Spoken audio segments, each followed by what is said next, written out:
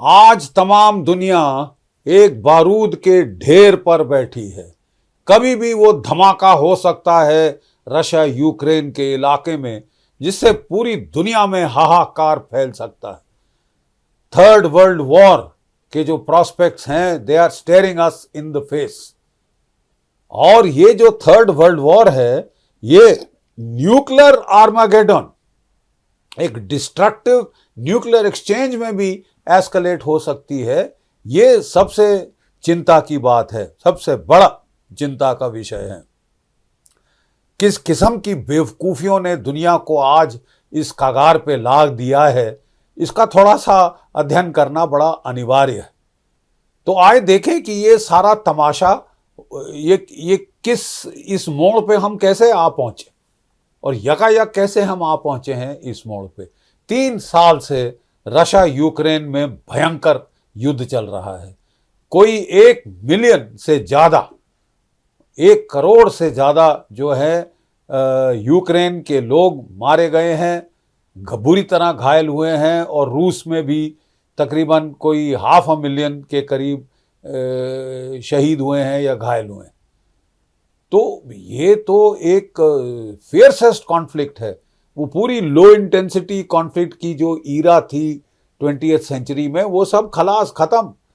सब asymmetric Wars हो रहे थे जब से अमेरिका यूनिपोलर पावर बना है, सिंगल सुपर पावर बना है। वो कभी अफगानिस्तान को लातें लगा रहा था, कभी लीबिया को लताड़ रहा था, कभी इराक में सदाम हुसैन का तख्ता पलट कर रहा था। ये छोटे मोटे मुल्क है, कोई बराबरी नहीं थी इनकी किसी कोने से अमेरिका के साथ। तो इनको मार के ठोक के अमेरिका जो है अपनी छाती पीट रहा था, लेकर 100 पाउंड 200 300 पाउंड गोरिल्ला कि साहब मैंने मार दिया। लेकिन अब जो है, अब असली कॉन्फ्लिक्ट शुरू हुआ है, symmetric conflict between peer group आर्मीज, जैसे रशिया और चाइना।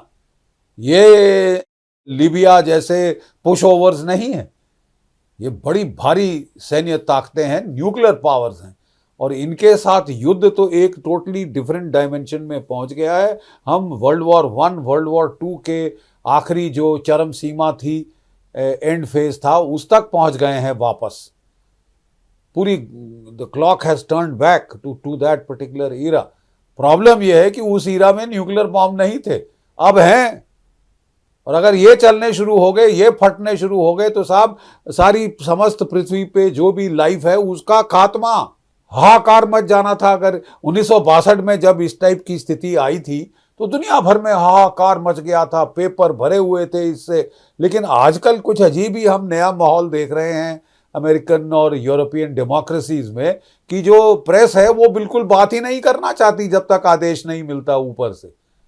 वो लोगों को इन्फॉर्म नहीं कर रही कि इतना बड़ा खतरा उनके सामने मंडरा रहा है, जिससे कि उनके करोड़ों करोड़ों लोग मारे जा सकते हैं इस बेवकूफ़ी की वजह से, इस डेरिंग डू की वजह से। इसलिए अनिवार्य है कि हम जरा थोड़ा बैक बेयरिंग लें और देखें कि साहब हम इस कगार पर कैसे आ पहुंचे हैं। देखिए, आज से कोई 6 महीना पहले तकरीबन ज़ेलेंस्की साहब ने डिमांड की थी कि मुझे एटैकम्स, जो 300 किलोमीटर रेंज के अमेरिकन टैक्टिकल मिसाइल्स हैं, और जो storm shadow air launch cruise missiles हैं, और जो scalp air launch cruise missile हैं ब्रिटेन और फ्रांस के, मुझे वो रूस पे दागने की खुली छूट और इजाज़त दी जाए। मैं बर्बाद कर देना चाहता हूं रूस को। एक छोटी सी चीज़ वो तकरीबन भूल गए कि रूस एक न्यूक्लियर पावर है। दुनिया में सबसे ज़्यादा न्यूक्लियर वॉरहेड आज के दिन रूस के पास 5,800 वॉरहेड। और ऐसे देश पे ताबड़तोड़ फायर करना मतलब किसी न किसी स्टेज के ऊपर एक डेवस्टेटिंग रिस्पांस के लिए आपको तैयार रहना चाहिए। लेकिन ये हमारे चौधरी साहब जो हैं यूक्रेन में, ये तो कुछ पगला से गए हैं। ये दुनिया भर में अपने आप को बड़ा भारी सूरमा दिखाना चाहते हैं। ये कह रहे थे कि रशिया की रेड लाइन एक के बाद एक हमने पार कर दी है, कुछ नहीं हुआ है और ना कुछ होगा।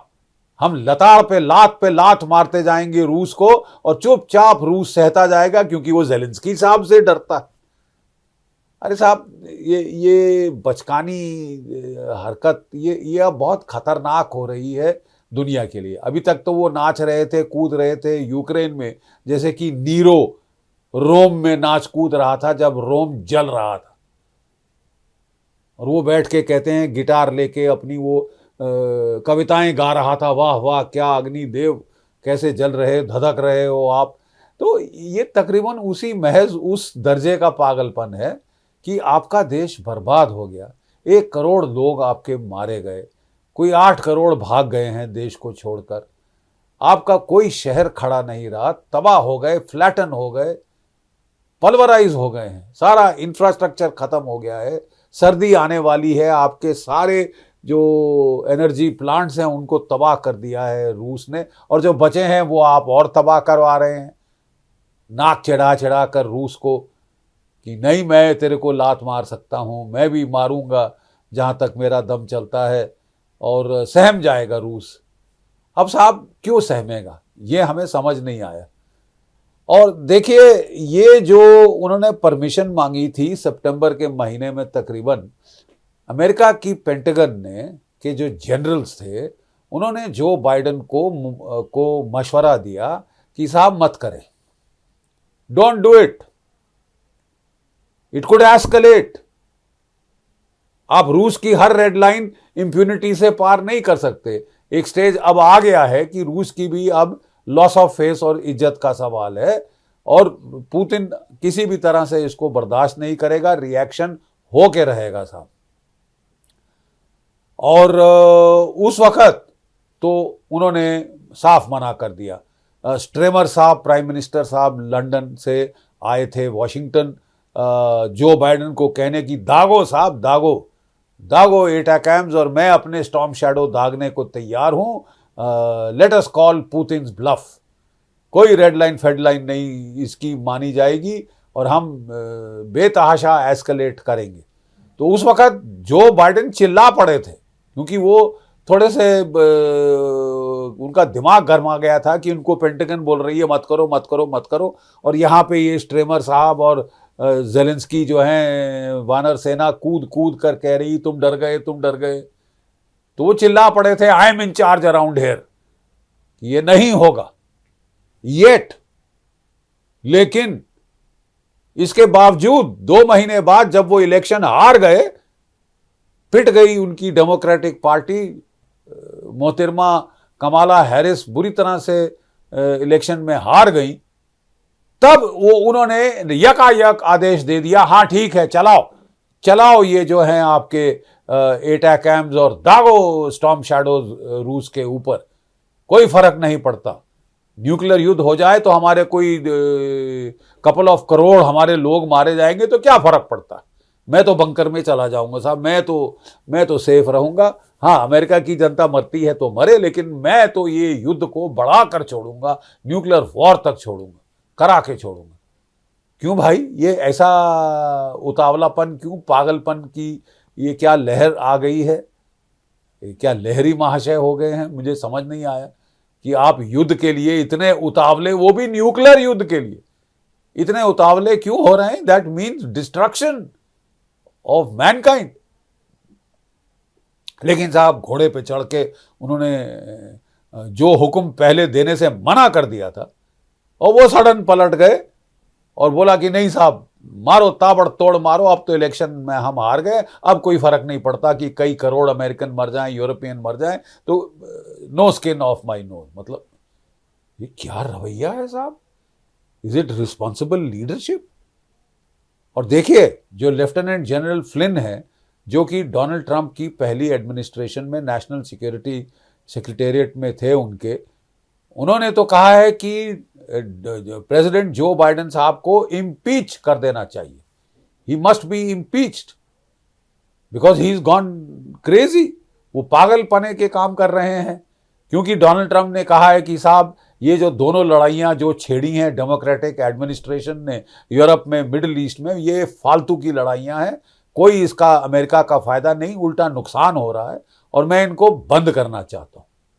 आई want to shut these wars down. और ये जो है शट दीज वॉर्स डाउन के चलते बाइडेन साहब जो हैं वो अब इस फिराक में लगते हैं कि जैसे तैसे मैं डोनाल्ड ट्रंप के लिए क्लियर द पिच कर दूंगा, मैं गदर करके जाऊंगा, थर्ड वर्ल्ड वॉर शुरू करके जाऊंगा कि डोनाल्ड ट्रंप शांति करा ही ना पाए। मैं ट्रंप प्रूफ करके जाऊंगा कि ट्रंप कोई शांति बहाल ना कर सके। जो भी उसने प्रॉमिस किया है अमेरिकन इलेक्टोरेट को वो कर ना पाए। वो युद्ध में ऐसा फंसाऊंगा उसको कि 2 महीने हैं मेरे पास, अभी मैं गया थोड़ी ना हूं। हाँ, लोगों ने मुझे निकाल दिया है बट मैं गया थोड़ी ना हूं। अरे साहब, ये बड़ा, मुझे कुछ तो ये रवैया समझ नहीं आ रहा। बहुत ही खतरनाक, बहुत ही इररिस्पॉन्सिबल और बहुत ही, ये तो महज पागलपन का रवैया कुछ आ गया। वो उन्माद है ये तो बेशक कि लड़ाई करा के छोड़ूंगा।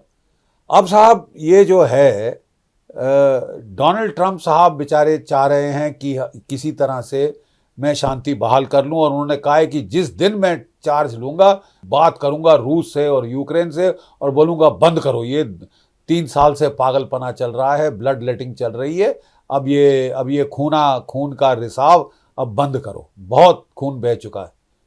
And I think it's a very decent approach. यही अमेरिका की पब्लिक चाहती है।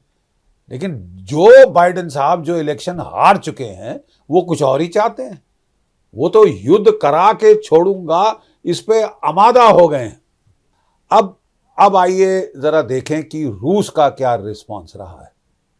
रूस ने कई बारी प्रेसिडेंट पुतिन ने चेतावनी दी थी कि don't use these ATACMS, Storm Shadows, क्योंकि इनकी जो पूरी प्रोग्रामिंग होती है, जो सैटेलाइट डेटा है वो अमेरिकन सैटेलाइट्स देते हैं, उनके कोऑर्डिनेट्स प्रोग्राम करते हैं अमेरिकन सोल्जर्स या सिविलियन कॉन्ट्रैक्टर्स जो कि सिविल ड्रेस में वहां घूम रहे हैं, तो सिपाही।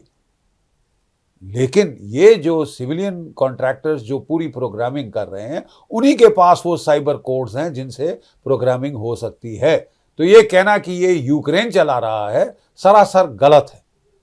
ये अमेरिका की इंटरवेंशन के बगैर, अमेरिकन सोल्जर्स की ऑन ग्राउंड प्रोग्रामिंग के बगैर ये मिसाइल फायर नहीं हो सकते। और इसका मतलब जो प्रेसिडेंट पुतिन साहब कह रहे हैं कि जनाब ये तो जो है, इसका मतलब सीधा है कि अमेरिका और नेटो अब डायरेक्टली एट वॉर हैं with Russia. We are at war with America and NATO, ये चेतावनी उन्होंने दे दी। तो यहां पे साहब ज़ेलेंस्की साहब का कहना था कि साहब मैं बड़ा सूरमा हूं, मैं नहीं डरता रूस से, और जो भी रेड लाइन रूस ने सेट की थी कि टैंक मत भेजो, कि हाईमार्स मत भेजो, एटैकम्स मत भेजो, F-16 मत भेजो, वो हमने सारी पार कर दी। और गीदड़ भभकी थी पुतिन की, कुछ नहीं हुआ और अब भी कुछ नहीं होगा। सुनो मेरी, तुम सब डरपोक हो, तुम सब की पतलून गीली हो गई है, केवल मैं एक सूरमा हूं, मैं बता रहा हूं कुछ नहीं करेगा रूस, गारंटी दे रहा हूं मैं, कुछ नहीं करेगा रूस। तो क्या किया रूस ने साहब? बहुत ही मेथोडिकली उन्होंने काम किया, ठंडे दिमाग से, लेकिन रिलेंटलेसली उन्होंने एस्केलेशन लैडर पे कॉर्कस्क्रू बाय कॉर्कस्क्रू टर्न से उसको बढ़ाना शुरू कर दिया। सबसे पहले तो उन्होंने अपनी जो न्यूक्लियर डॉक्ट्रिन थी उसको चेंज किया कि ऐसी हालात जिसमें कि एक नॉन न्यूक्लियर देश को एक न्यूक्लियर देश मदद करता है रूस पे हमले करने के लिए, तो हम उसके खिलाफ भी युद्ध छेड़ेंगे और हम न्यूक्लियर रूबिकॉन को क्रॉस कर सकते हैं, न्यूक्लियर थ्रेशोल्ड को क्रॉस कर सकते हैं, फर्स्ट यूज कर सकते हैं। उन्होंने अपनी डॉक्ट्रिन चेंज करके बड़ी पब्लिक एक नेशनल सिक्योरिटी काउंसिल की मीटिंग में उन्होंने दुनिया भर को चेता दिया कि साहब मत करिए, हम न्यूक्लियर भी इस्तेमाल कर सकते हैं, वी कैन गो न्यूक्लियर।